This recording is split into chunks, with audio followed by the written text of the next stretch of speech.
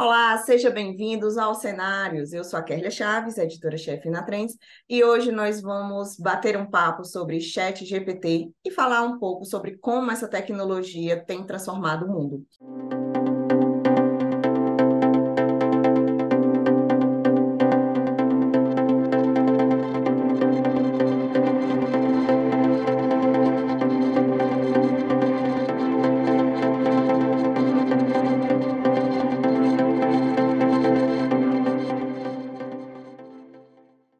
Nosso convidado desse programa é o Leandro Bortolassi, sócio fundador e CEO da Eight Analytics. Tudo bom, Leandro? Seja bem-vindo aos Cenários. Tudo bom, Kelly? É um prazer falar com você. É um prazer conversar com toda a audiência aqui do Trend CE. Conta comigo, vamos embora, vamos falar de ChatGPT. Com certeza. E aí eu já começo te perguntando, Leandro, qual é o propósito do ChatGPT e como que ele funciona? Tá bom, então acho que assim, para responder essa pergunta, eu acho que a gente tem que falar sobre o propósito de inteligência artificial, né? O ChatGPT é um modelo de inteligência artificial, na verdade é um modelo proprietário, uma marca, né, desenvolvida pela empresa OpenAI. E o objetivo, quando você desenvolve uma inteligência artificial, é o quê? É um código que você desenvolve, que você cria, para ele fazer as mesmas atividades que uma pessoa faria, só que de uma maneira muito mais rápida, né? Ou seja, desenvolver as mesmas tarefas, mas num espaço de tempo muito menor. E o ChatGPT é um chatbot, é uma ferramenta de texto em que você interage com um algoritmo e que ele trabalha com uma consulta rápida numa grande base de dados. Essa base de dados é o quê? Todas as informações que estão online e disponíveis, né? Como se fosse uma base do Google, por exemplo, né? Então, quando você faz uma pergunta para ele, ele já tem tudo isso armazenado, ele consegue, num tempo muito rápido, fazer todos os cálculos e desenvolver uma resposta para você em forma de texto e no idioma nativo que você estiver usando. E como que o ChatGPT impacta os setores como economia, indústria, consumo? Como que ele, vamos dizer assim, como que ele impacta a economia? O que é que ele traz de bom para esses setores? Quando a gente está falando de inteligência artificial, a gente está falando que é uma ferramenta, né? Então, assim, o impacto é positivo. É, Existe uma série de discussões, né, sobre de que forma isso vai afetar o mercado ou vai impactar, mas geralmente ele aumenta em termos de produtividade. Então, imagina, por exemplo, se você tem uma empresa em que você precisa prestar um atendimento ao cliente, como uma área de serviço de atendimento ao consumidor. E você tem ali uma incidência grande de consumidores entrando em contato com você diariamente para fazer sempre as mesmas perguntas, ou seja, um padrão de questionamento. O ChatGPT, por exemplo, é uma ferramenta que pode ser usada para isso, né?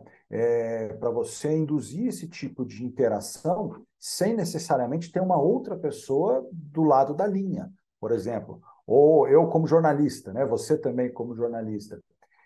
O ChatGPT é uma ferramenta de produtividade para a produção de conteúdo, porque a arte do jornalismo ela não está necessariamente na redação, por exemplo. A redação é o produto final que você entrega, obviamente, mas existe todo um conceito de pesquisa que a gente tem que trabalhar, ir atrás das informações, e às vezes como é que a gente faz isso? Ou conversando com as pessoas, ou pesquisando no Google, por exemplo, ou alguma outra fonte de dados.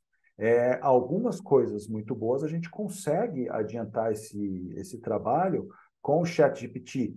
Eu não digo, por exemplo, para você ter uma reportagem final, escrita, editada, mas de repente para te dar um insight de onde você pode buscar alguma informação que você precisa colocar nesse conteúdo, né? Essas são algumas das aplicações. Então, o impacto disso, eu posso dizer que hoje é equivalente ao que o Google trouxe há 25 anos, né? Entendia-se que era algo revolucionário, mas é uma tecnologia que daqui a pouco as pessoas não vão mais conseguir lembrar como o mundo era sem você ter esse tipo de inteligência artificial funcionando no seu dia a dia, né? E em que áreas o ChatGPT tem mostrado melhores desempenhos? Ele ainda está sendo implementado de forma em forma de testes em uma série de setores, né? Então, assim, o código esteve aberto para testes de pessoas físicas ou comunidades de desenvolvimento. A Microsoft está incorporando ele no Bing, por exemplo, que é o buscador da Microsoft, vai torná-lo mais inteligente e talvez isso talvez até mais criar uma concorrência maior com o Google, né, que se tornou o principal buscador. E acredito que empresas que trabalham com análise de mídia, por exemplo, que é o caso da minha empresa, que a gente trabalha com análise de conteúdo. Eu acho que ferramentas como essa, elas têm muito a agregar na interação entre o usuário e bancos de informações, né? Então, hoje ainda não existe uma aplicação escalável no mercado para isso. Existe muitos testes, existem produtos já que estão sendo consolidados. Então, por exemplo, o ChatGPT, particularmente falando, ele é um chatbot, mas o tipo de tecnologia sobre a qual ele foi desenvolvida, ela já tem uma aplicação aí bem escalada no mercado hoje, né? Entendi. E quais métodos foram usados para garantir a segurança e a ética do ChatGPT em termos de conteúdo gerado? Porque a gente sabe que ele gera o conteúdo que você colocar, o conteúdo que você pedir, ele vai gerar. Mas de que forma eu sei que aquilo é seguro e ético para eu usar? Exatamente. Essa é uma pergunta excelente, porque ética é uma premissa que deve ser humana sempre, né? A ética não é uma questão de máquina. Um algoritmo ele pode ser desenvolvido para trabalhar de forma ética, mas a operação dele sempre vai ser por humano. É por isso que a gente diz que toda inteligência artificial ela tem que ser supervisionada por um humano. E isso é qualquer coisa. Uma calculadora que você vai usar, ela é um algoritmo. Uma calculadora ela é um conjunto de algoritmos. Por quê? Ela faz uma quantidade de cálculos muito rápida, substituindo o trabalho da pessoa escrever no papel e desenvolver todo um raciocínio, uma função matemática ali, né? Mas o que vai determinar o conceito ético é o uso e a aplicação que o usuário está dando a essa ferramenta, né? Então, hoje, eu diria que você acreditar 100% no conteúdo que o ChatGPT te entrega, eu diria que é um risco muito grande, porque ele requer uma verificação. Ele é uma boa base de referência, dependendo do tipo de pergunta que você fizer. Se for uma pergunta simples, ok. Se você perguntar, por exemplo, que dia descobriram o Brasil? Obviamente, ele vai te responder que foi no dia 22 de abril de 1500. Ok, porque isso está em livro de história e é a base que ele utiliza. Mas, por exemplo, quando você pedir, por exemplo, para ele criar uma reportagem sobre um determinado assunto, ele vai te sugerir alguns temas, mas você, como repórter, como jornalista e com o conhecimento da ética jornalista, cabe você avaliar se esse conteúdo ele é adequado ou não para o teu público. Então, a utilização baseada no conceito ético é 100% do usuário, né? A inteligência artificial é inteligente, mas ao mesmo tempo ela não tem capacidade de discernimento, de julgamento, entendeu? Entendi. E a gente tá falando aqui da aplicação do chat GPT na comunicação, né? Falando do jornalismo, né? Das reportagens. Uhum. Mas, além disso, quais são as aplicações práticas do chat GPT? Em que outros setores a gente pode usar essa ferramenta? Ótimo. Por exemplo, imagina um advogado que precisa preparar uma petição. Imagina a quantidade de consultas que ele tem que fazer em jurisprudências, em peças jurídicas, né? Então, assim, uma ferramenta desse tipo, ela tende a acelerar muito todo o processo produtivo desse advogado, né? Então, se for, poxa, eu preciso entender uma jurisprudência que saiu na uma determinada esfera da justiça, entendeu? Assim, às vezes ele não sabe onde fazer essa consulta. A ferramenta, ela consegue ajudar nesse sentido. Eu não estou dizendo que ela vai produzir uma jurídica, ela é uma ferramenta de pesquisa para qualquer pessoa. Ou, por exemplo, uma empresa, um saque. em que você tem ali uma interação, que você precisa fazer uma auditoria do teu call center. Todas as ligações de call center hoje são gravadas por duas questões. Uma, por uma questão legal, para você ter registrado a interação que você teve, caso exista algum tipo de intercorrência posterior a esse atendimento. E dois, para você fazer a conversão de tudo que foi falado em texto. E depois, o que vai se transformar esse texto? Um grande banco de informações que uma tecnologia como o ChatGPT vai usar como um banco de referência, entendeu? Então, ela vai analisar todo esse diálogo e criar a consciência dela para poder interagir com os seus clientes numa próxima ativação do serviço de atendimento ao consumidor via chat, por exemplo, né?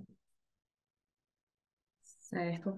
E quais foram os principais desafios enfrentados durante o treinamento dessa nova tecnologia? Porque, lógico, que tudo que é criado tem que ser testado, tem que ser treinado. Então, quais foram os principais desafios enfrentados no treinamento do ChatGPT, para ele hoje estar da forma que ele está? Especificamente sobre o ChatGPT, eu não tenho como falar, porque eu não trabalho na equipe de desenvolvimento, mas assim, trabalho com algoritmos e assim, o principal desafio é conseguir dados, né, validados para que você possa realmente testar a ferramenta, entendeu? Então, a grande dificuldade é a qualidade dos dados para você poder testar. Então, não é uma ferramenta que foi desenvolvida em pouco tempo, provavelmente o tempo de pesquisa e desenvolvimento dela levou anos, e isso só foi possível graças à evolução dos computadores em si. Então, a gente está falando de a evolução do tipo de maquinário que a gente usa, porque trabalhar com inteligência artificial, dependendo da aplicação, quando a gente está falando de um algoritmo como o do ChatGPT, em que ele funciona num grande banco de informações, que a gente pode dizer um data lake, né? Um grande lago de dados, isso funcionando em rede, conectado a vários outros computadores no mundo todo, mandando e recebendo dados, exige máquinas muito potentes, né? Então, assim, o desenvolvimento desse tipo de aplicação, ele só foi possível pela própria evolução da indústria de computação pessoal. Então, os processadores das máquinas, o tipo de disco de armazenamento, né? Isso a gente está falando da computação clássica, né? Que é composta por dois componentes, o de processamento e de armazenamento. A próxima etapa, aí a gente vai estar falando de computação quântica, que é uma máquina que, em vez dela ter um processador e uma central de armazenamento, ela vai ter um cérebro. Então, ela vai conseguir pensar praticamente, como faz o ChatGPT hoje. Então, é baseado num conceito muito parecido. Então, possivelmente, o grande desafio desse projeto foi a consolidação e validação dos dados, para você poder treinar o algoritmo, para você testar, fazer um novo cruzamento desses dados, né? Porque o modelo dela é baseado em uma estrutura muito mais complexa do que inteligências artificiais de cálculo simples que a gente usa, por exemplo, para fazer uma conta, né? O número de camadas de dados é muito maior, a gente chama isso de rede neural. O cruzamento de informações é muito mais amplo. Então, por exemplo, ela consegue identificar padrões no que a gente chama de dado não estruturado. O que é um dado não estruturado? É tudo aquilo que não está dentro de uma planilha. Tá? Então, assim, uma planilha é o quê? Um conjunto de dados que foi estruturado por alguém. Então, você tem lá uma planilha com o seu nome, eu tenho o nome, então está lá, Kéria Leandro. A gente tem dois dados, duas pessoas com nomes diferentes. Tem a sua idade, tem a minha idade, tem o seu endereço e o meu endereço. Então, a gente está fazendo o quê? Estruturando esses dados, criando uma identificação para eles. O que é o dado não estruturado? Imagina, por exemplo, um livro. Um livro é um conjunto de dados que não foram estruturados. Tem uma série de informações ali dentro, texto, mas elas não estão tabuladas num conjunto de planilhas. Então, o que o algoritmo consegue fazer? ler todo esse livro, identificar os padrões, memorizar, cruzar todas essas informações nessa rede neural e te responder perguntas sobre esse livro, entendeu? Entendi. E agora falando de perspectivas, né? Como que você vê o futuro do chat GPT e do desenvolvimento de sistemas de conversação baseados em inteligência artificial? Qual é o futuro desses, vamos dizer assim, desses chatbots? O futuro, eu acho que só Deus sabe, né? Mas eu acho que já tem muita coisa no presente que é muito interessante. Então, o ChatGPT é uma ferramenta de texto, em que você precisa interagir com ela por meio de texto, você vai teclar com ela, né?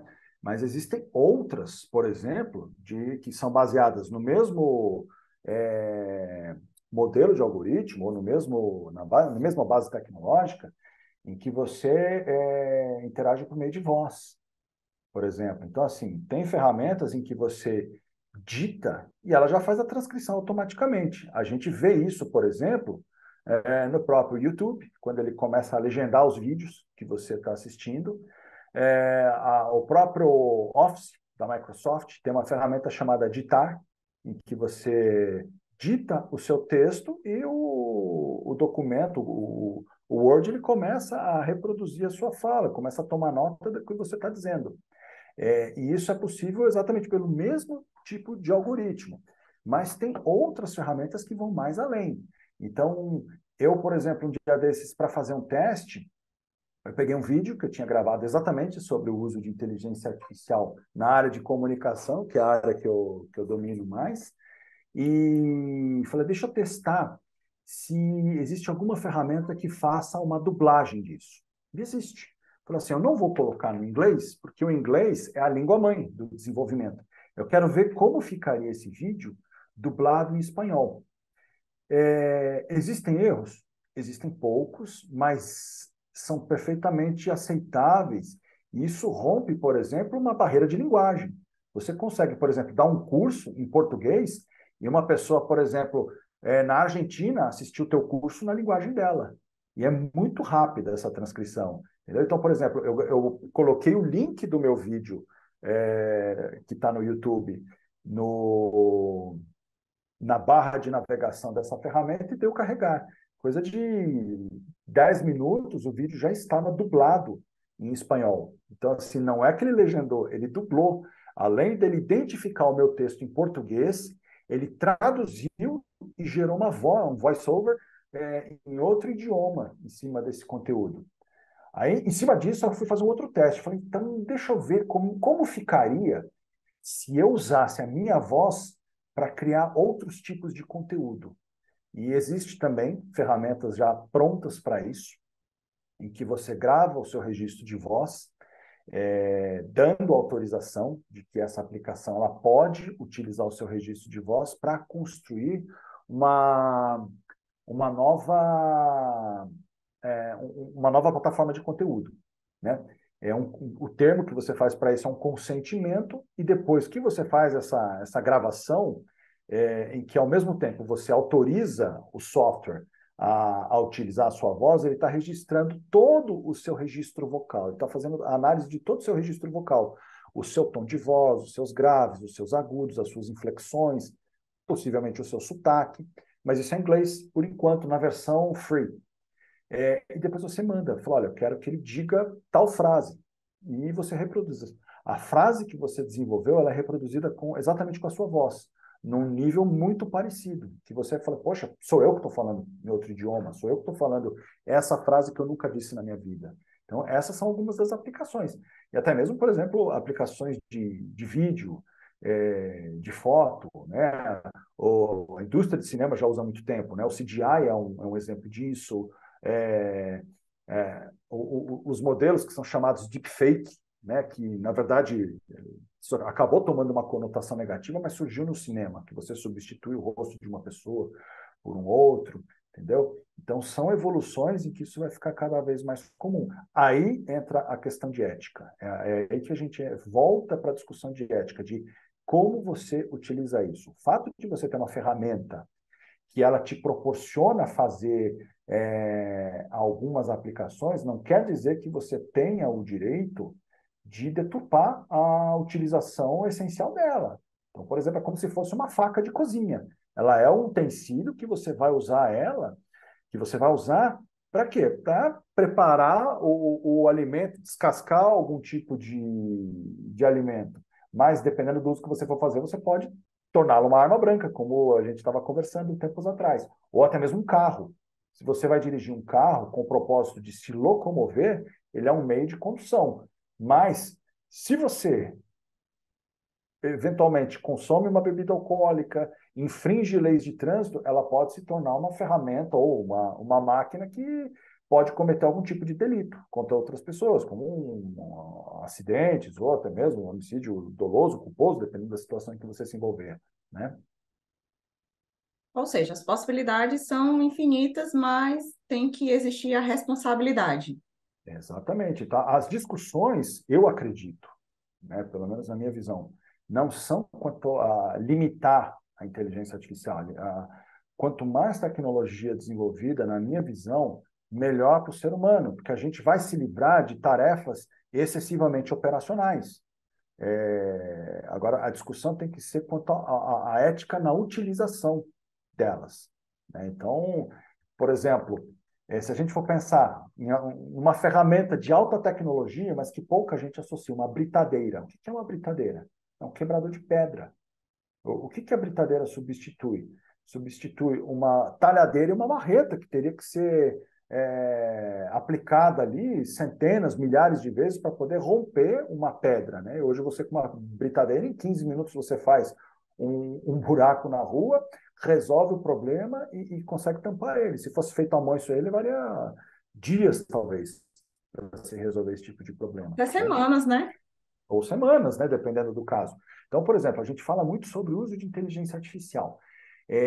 Ok, vamos voltar para um caso muito recente ou para uma situação muito recente. Até pouco tempo atrás, a gente estava no cenário de pandemia. E um dos grandes questionamentos que até surgiu por conta disso foi: como é que se consegue criar uma vacina tão rápido?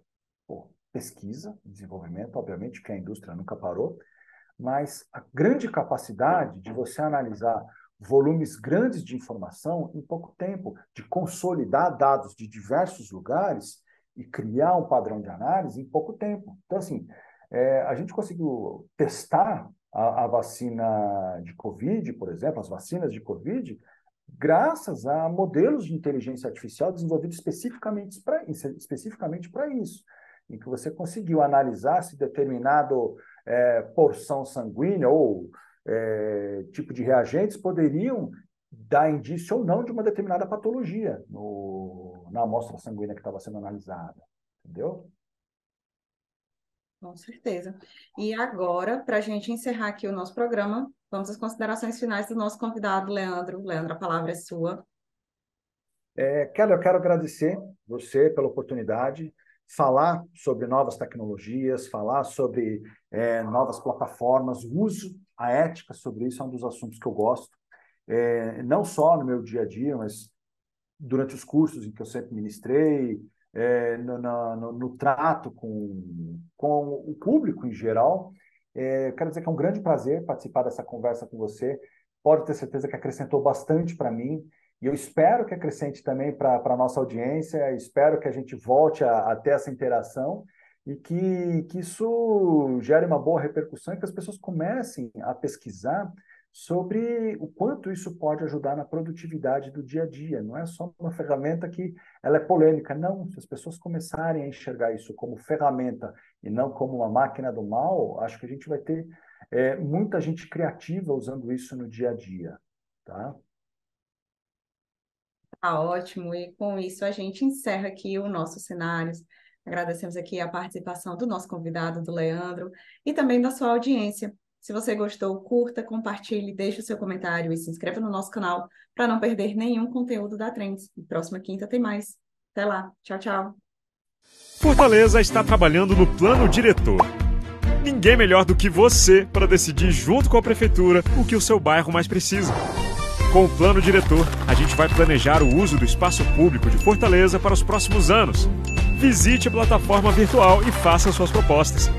A participação de toda a cidade na revisão do plano diretor é fundamental para construirmos a Fortaleza que queremos. Prefeitura de Fortaleza, a gente faz mais.